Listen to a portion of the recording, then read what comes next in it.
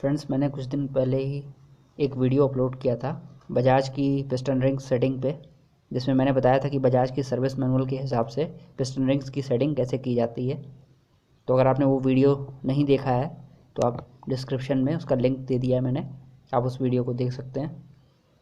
अब बहुत से लोग कहते हैं कि पिस्टन रिंग्स जो फिटिंग होती है वो कामयाब नहीं होती है, सक्सेस नहीं होती। जैसे आपकी गाड़ी धुआं दे रही है और आपने सिर्फ इंजन खुलवाया और उसमें केवल पिस्टन रिंग्स न्यू जो है वो आपने इंस्टॉल कर दिए, तो बहुत से लोग कहते हैं ये पिस्टन रिंग्स जो है वो सक्सेसफुल नहीं होती लगाना। मतलब हमें या तो सिलेंडर किट लगानी पड़ती है या बोरिंग करानी पड़ती है। तो मैं आपको बताता हूँ ऐसा कुछ नहीं है। आपको 4 जो है वो टेस्ट करने पड़ेंगे। मतलब 4 पैरामीटर्स पे आपको जो है सिलेंडर किट को चेक करना होगा। अगर वो 4 पैरामीटर्स पे सिलेंडर किट आपकी मतलब टेस्ट पास कर जाती है तो आप जो है उसमें पिस्टन रिंग्स इंस्टॉल कर सकते हैं।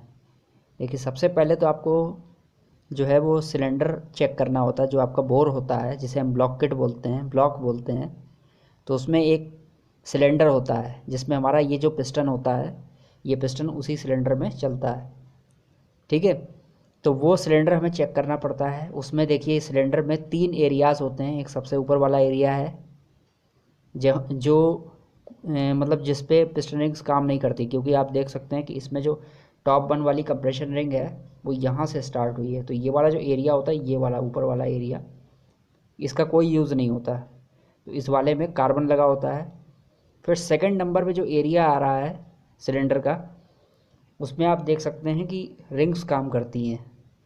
और जो थर्ड वाला एरिया है वहाँ पे पिस्टन की स्कर्ट रहती है, इसको स्कर्ट बोलते हैं। ठीक है, ये हिस्सा स्कर्ट होता है। ठीक, तो आपको क्या करना है, जो पिस्टन रिंग्स वाला जो एरिया है उसमें आपको चेक करना है कि कहीं कोई वर्टिकल स्क्रैचेस तो नहीं है। अगर स्क्रैचेस हैं, जैसे पिस्टन रिंग्स चल रही है और पिस्टन हमारा ऊपर नीचे चलता है, तो कुछ ना कुछ तो निशान छोड़ता ही है। आप उस निशान को आप रोक नहीं सकते, लेकिन आपको ये चेक करना है कि वो जो स्क्रैचेस हैं वो डीप ना हो। मतलब आप अपना हाथ उस पर या उंगली आप उस पर टच कर रहे हैं या नाखून उस पर लगा रहे हैं, तो वो कहीं पर भी अटकना नहीं चाहिए। अगर अटकेगा तो उसका मतलब सिलेंडर में जो है प्रॉब्लम है और वहीं से ही वो गाड़ी जो है धुआं देना चालू कर देगी। ठीक है, सबसे पहली चीज़ ये चेक करनी पड़ती है। ठीक है, मतलब स्क्रैचेस होने चाहिए तो वो अल्ट्रा फाइन स्क्रैचेस होने चाहिए। वो छूने पे पता ना चले, आपको टच करने पे बिल्कुल भी पता ना चले, ऐसे स्क्रैचेस होने चाहिए। ठीक है, अच्छा, फिर दूसरा आपको चीज़ चेक करनी है इसमें, वो है पिस्टन रिंग्स। ये जो पिस्टन रिंग्स आप देख रहे हैं, इनका गैप आपको चेक करना होता है। इसको क्या करना पड़ता है, सिलेंडर में आपको इंसर्ट करना है एक एक पिस्टन रिंग्स को। जैसे टॉप 1 कंप्रेशन रिंग, टॉप 2 और जो ऑयल वाली रेल रिंग होती है, इसको हमें सिलेंडर में डाल के इसका गैप चेक करना होता है। आप देख सकते हैं कि इस गाड़ी की, ये पल्सर 135 LS बाइक की, ये जो सर्विस लिमिट है ये कंपनी ने देख लीजिए कितनी बताई है, और स्टैंडर्ड लिमिट आप देख सकते हैं कितनी है। तो ये तो इस गाड़ी की सर्विस मैनुअल के हिसाब से है, लेकिन अगर आपके पास जैसे गाड़ी की सर्विस मैनुअल नहीं है, आपके पास जो भी गाड़ी है उसकी सर्विस मैनुअल आपके पास नहीं है, तो आपको क्या करना है, आपको ये चीज़ चेक करनी है कि ये जो टॉप 1 कंप्रेशन रिंग है इसका गैप बहुत कम होना चाहिए। देखिए, इतना गैप कम से कम होना चाहिए, इतना इतना कम से कम गैप होना चाहिए टॉप। फिर जो टॉप 2 कंप्रेशन रिंग है, ये टॉप 2 कंप्रेशन रिंग का बस इससे थोड़ा सा बस ज़्यादा होना चाहिए गैप। ठीक है, इतना थोड़ा सा ज़्यादा होता है बस। ठीक है, फिर जो रेल वाली रिंग होती है, इस रेल वाली रिंग का जितना इसका जो गैप होता है वो उतना होना चाहिए जितना टॉप 1 कंप्रेशन रिंग का होता है। मतलब अप्रॉक्सीमेटली जो है उतना ही गैप होता है जितना टॉप 1 कंप्रेशन रिंग का होता है।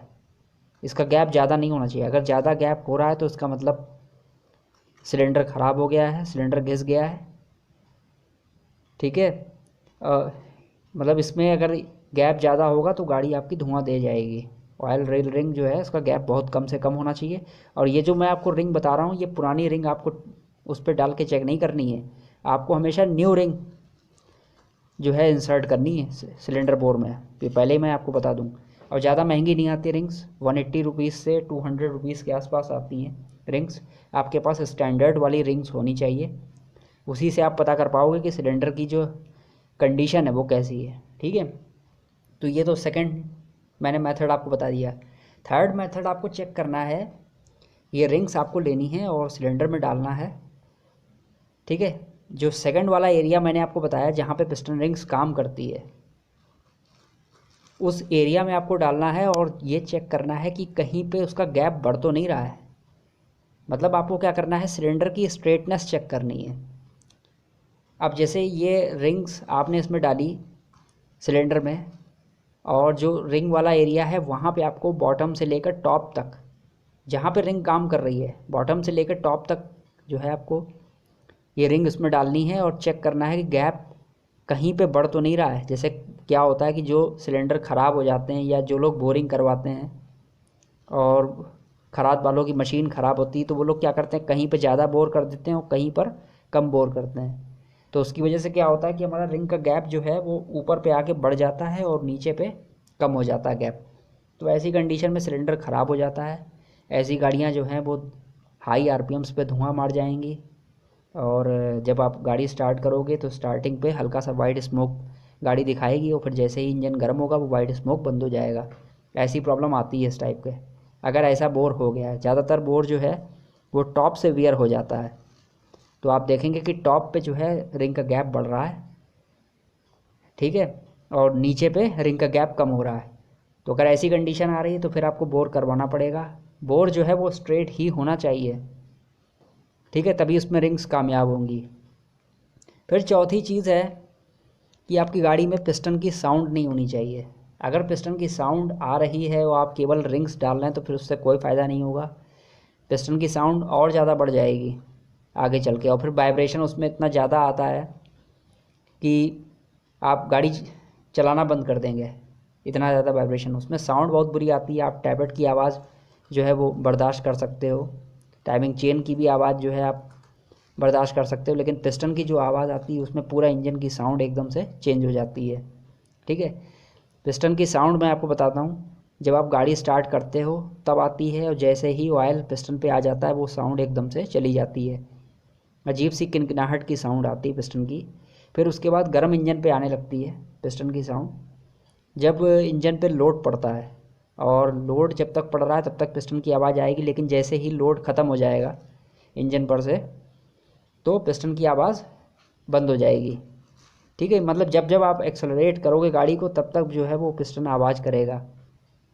ठीक है, तो अगर एक बार भी बोर में पिस्टन की आवाज़ अगर आ जाती है तो वो फिर जाएगी नहीं। आप चाहें उसमें स्टैंडर्ड साइज़ का नया पिस्टन डाल दो। जैसे ये पिस्टन बहुत से लोग देख के कहेंगे कि ये पिस्टन की ये स्कर्ट जो है वो घिस गई है, क्या इसमें नया पिस्टन डाल सकते हैं? तो नहीं, आप डाल सकते हैं, क्योंकि जो हमारा सिलेंडर है वो जो है वो ओवल शेप में वियर हो गया, मतलब अंडाकार शेप में आ गया। जैसे आप देख सकते हैं ये पिस्टन में इस तरफ जो है स्कर्ट है और एक स्कर्ट जो है वो इस तरफ है। तो क्या हो रहा है कि सिलेंडर को ये यहीं पर से घिसेगा। ठीक है, तो हमारा जो सिलेंडर होता है वो अंडाकार शेप में आ जाता है, गोल नहीं रह जाता। फिर इसकी सबसे बढ़िया चेकिंग आप कैसे कर सकते हो, जैसे ये एग्जॉस्ट मार्क आपको दिख रहा है। नॉर्मली आप सिलेंडर में एग्जॉस्ट वाला सिलेंडर जो है वो, ये जो पिस्टन है ये सिलेंडर में एग्जॉस्ट की तरफ ही आप लगाते हैं नॉर्मली। अब आपको क्या करना है, ये जो एग्जॉस्ट मार्क है इसको टाइमिंग चेन वाला जो एरिया है जहाँ पर टाइमिंग चेन चल रही है वहाँ पे आपको लगाना है, और इसको पिस्टन को लगा के इसको आपको ऊपर नीचे चलाना है। अगर आपको हार्डनेस महसूस हो रही है वहाँ पे, और फिर आप एग्जॉस्ट मार्क की तरफ, सिलेंडर के एग्जॉस्ट मार्क की तरफ अगर ये एग्जॉस्ट मार्क रखते हैं पिस्टन का, ठीक है, और तब वहाँ पे बिल्कुल फ्री अगर चल रहा है पिस्टन, तो आप समझ जाइए कि पिस्टन जो सिलेंडर है वो ओवल हो चुका है। ठीक है, फिर उसमें सिर्फ बोरिंग ही करा पाओगे और कोई जो है तरीका उसमें सक्सेसफुल नहीं है। कुछ लोग जो है पिस्टन टाइट करवाने की कोशिश करते हैं, यहाँ खराद वाले जो हैं वो ये यहाँ पर से हल्के से ठोक देते हैं, वो कामयाब नहीं होता। वो सब, वो थोड़े दिन आवाज़ हो सकता हो उसकी बंद हो जाए, लेकिन फिर भी वो आवाज़ आने लग जाती है। तो मेन है कि पिस्टन की साउंड नहीं आनी चाहिए गाड़ी से। ठीक है, तभी ये जो जो रिंग्स आप इंस्टॉल कर रहे हैं ये कामयाब हो पाएंगी। ठीक है गाइस, तो इतना मुझे आपको बताना था। बाकी पिस्टन आप जब नया फिट कर रहे हैं, बोरिंग करवा रहे हैं या सिलेंडर किट डलवा रहे हैं या केबल रिंग्स आप फिट कर रहे हैं, तो आपको क्रैंक को भी चेक करना है बहुत अच्छी तरीके से। अगर आपकी गाड़ी में इंजन सीज़ हुआ है, सीज़ में मतलब जैसे ऑयल नहीं रह गया इंजन में, इंजन बिना ऑयल के चल गया, तो जहाँ तक है जो क्रैंक होती है वो भी ख़राब हो जाती है हमारी। बहुत से लोग सोचते हैं कि क्रैंक तो हमारी सही है, इसमें कहीं कोई अप एंड डाउन प्ले नहीं है, लेकिन मैं आपको बताता हूँ कहाँ से प्रॉब्लम आती है। जैसे आप ये देख रहे हैं यहाँ पे एक पिस्टन पिन लगता है, अब इसमें तो पिस्टन पिन मुझे मिला नहीं तो मैं उसकी कंडीशन देख लेता। जब भी हमारा जो इंजन सीज़ होता है तो आप कभी भी देखना उसके पिस्टन पिन पे गहरे निशान पड़े होते हैं। अब जो ये पिस्टन पिन पे जो गहरे निशान हैं, ये क्रैंक के कनेक्टिंग रॉड का ये जो स्मॉल एंड होता है, जैसे आप इसमें देख सकते हैं, ये जो स्मॉल एंड होता है तो यहाँ पर भी निशान पड़ जाते हैं। अब ऐसे केस में अगर आप क्रैंक की जो कनेक्टिंग रॉड है उसको अगर आप रिप्लेस नहीं करते हैं और नया पिस्टन डालते हैं, तो उसमें क्या होता है, फिर से पिस्टन पिन पे वैसे ही निशान पड़ जाते हैं और गाड़ी में से आवाज़ आती है। ठीक है, और साथ ही साथ ये कनेक्टिंग रॉड की ये जो बिग एंड वाली जो बेयरिंग है कनेक्टिंग रॉड की, ये ख़राब हो जाती है। तो हमें ये सब चेक करना पड़ता है, तब जाके ये जो पिस्टन है ये लगाते हैं और कामयाब होता है। जैसे अभी मैं आपको बताऊं, एक गाड़ी में, बहुत पुरानी बात है ये, कि एक गाड़ी में इंजन सीज़ हुआ होगा तो उसमें क्रैंक बिना रिपेयर करवाए ही बोरिंग करके पिस्टन डाला गया होगा। तो उसमें गाड़ी में प्रॉब्लम क्या आई कि जब इंजन की स्पीड बढ़ा रहे हैं, मतलब गाड़ी की स्पीड 50 से ऊपर कर रहे हैं, और जब तक स्पीड बढ़ा रहे हैं तब तक तो आवाज़ नहीं आ रही, लेकिन जैसे ही एक कांस्टेंट स्पीड पे गाड़ी रख रहे हैं तो उसमें से अजीब सी किनकिनाहट की साउंड आ रही है। हीरो की गाड़ी थी वो, तो उसको जो है फिर से दोबारा इंजन खुलवाया गया, उसमें क्रैंक को रिपेयर करवाया जाके, तब जाके उसमें वो साउंड बंद हुई। जबकि उस गाड़ी में ना तो ज़्यादा साइड प्ले था, कोई बहुत मामूली साइड प्ले था, और आपको बताऊं कि उसमें अप एंड डाउन का कोई प्ले नहीं था। यानी क्रैंक देखने पे सही लग रही थी, लेकिन वो क्रैंक की कनेक्टिंग रॉड एक्चुअली में ख़राब थी। ठीक है, तो ये सब चीज़ें आपको चेक करानी पड़ती हैं, तब जाके जो है इंजन सक्सेस होता है। गाइस ये देखिए बजाज ने कनेक्टिंग रॉड का जो साइड प्ले है वो कितना रिकमेंड किया है, ये आप देख लीजिए अपनी स्क्रीन पे। ये है पल्सर 135 के हिसाब से, लेकिन ये ज़्यादातर बाइक्स के लिए एप्लीकेबल रहता है। ज़्यादातर बजाज की बाइक्स में यही साइड प्ले रहता है कनेक्टिंग रॉड का। और बहुत से लोग कहते हैं कि कनेक्टिंग रॉड में जो है बिल्कुल भी साइड प्ले नहीं होना चाहिए, तो ऐसा बिल्कुल गलत है। बेयरिंग में साइड प्ले आ ही जाता है, चाहे वो कहीं की भी कोई भी बेयरिंग हो, उसमें साइड प्ले आ ही जाता है। वो आवाज़ तब तक नहीं आएगी जब तक उसमें अप एंड डाउन प्ले नहीं आ जाता।